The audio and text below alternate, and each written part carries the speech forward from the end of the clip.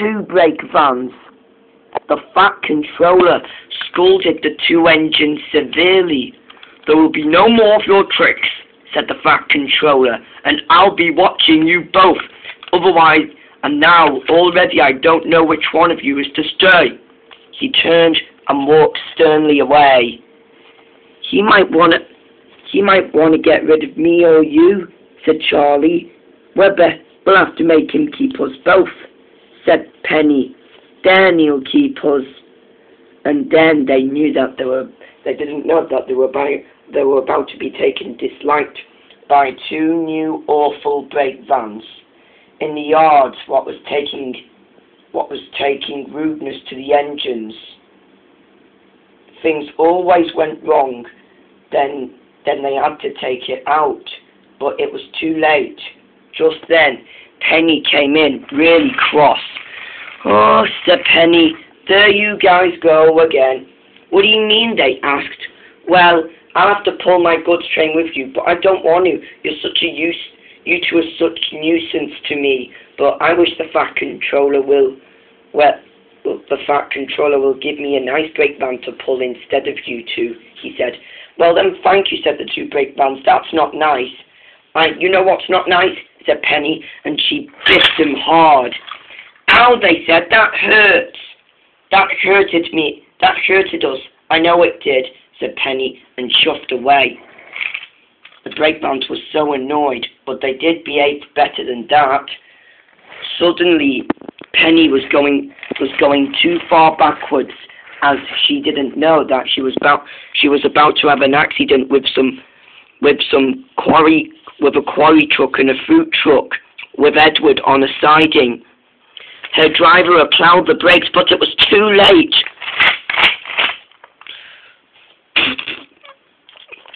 Fruit laid everywhere, all over Edward. He looked filthy, and rocks laid everywhere too, and they landed on Edward's tender. The trucks were in pieces. Penny came off the rails, and more stones fell on her. She looked awful. The Fat Controller was very cross. "I'm very cross with you," he said. "I'm very cross with you," he said. "You're grounded in the sheds, and no more pottering about with your brother Proteus for a week." "What?" said Penny. "That is so unfair. And how did you know he was my brother?" "Because," said the Fat Controller, "he told me all about it and you didn't." And then Penny was so annoyed that she was wondering if her brother could come back now. Until after the next day, there was Neville sorting out the brake vans. The two brake vans were sorted in order, and finally he will take them back.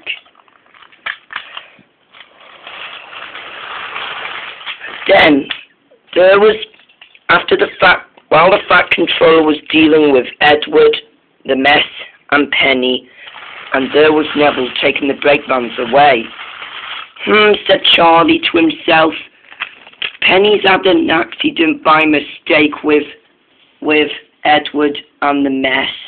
And now, said Charlie, he wanted to get his revenge on the brake vans and chuffed angrily away towards them. But there was Neville. Neville raced along the line, and Charlie chased after him. "I'll get you!" "Uh-oh," said Neville. As he raced along the line, he didn't know Charlie was after him. He didn't know Charlie was after the brake vans.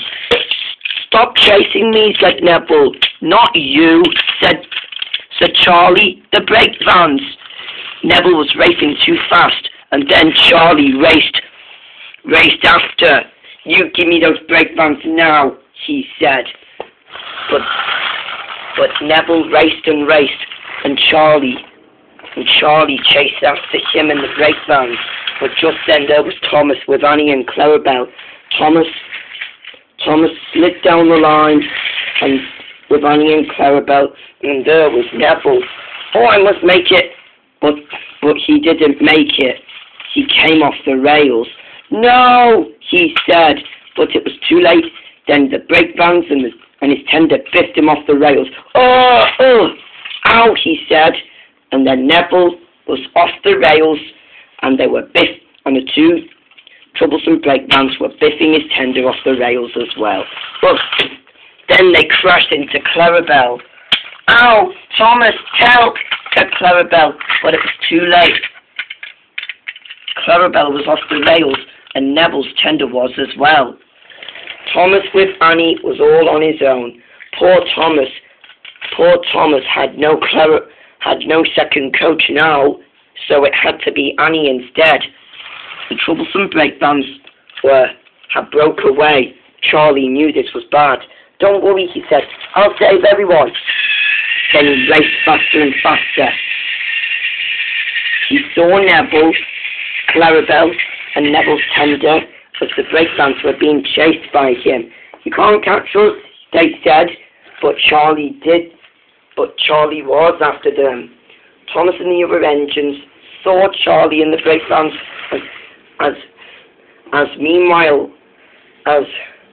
as just then, however, Molly decided the plan. I know, she said. I'll save both Penny, Edward, the fat controller, and his life as well. Molly, no, said Stepney. You can't do that. I must. Then Molly did. At last, however, Charlie saw Molly, and then the breakvans saw Molly. Look out, they said, but it was too late. They biffed into Molly.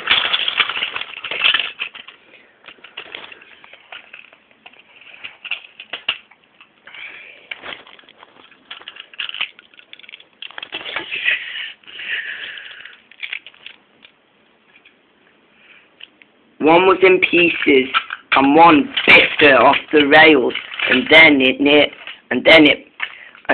crashed into the mess and squashed all the fruit, and then Molly was damaged and fell off. Ow, said Molly. Are you all right, said Stepney. I just saved everyone's life, said Molly. Then Charlie knew this. You saved my life, Molly, said Charlie. Well done. Then that means, said the fat controller, I'll be sending those two breakvans away. Penny and Charlie, both of you are really useful engines. You saved our railway. Well done. Thank you, he said. Thank you, said Charlie and Penny, and they all had a very good day, and Molly saved the day as well, but she does need repairs at all, and she does.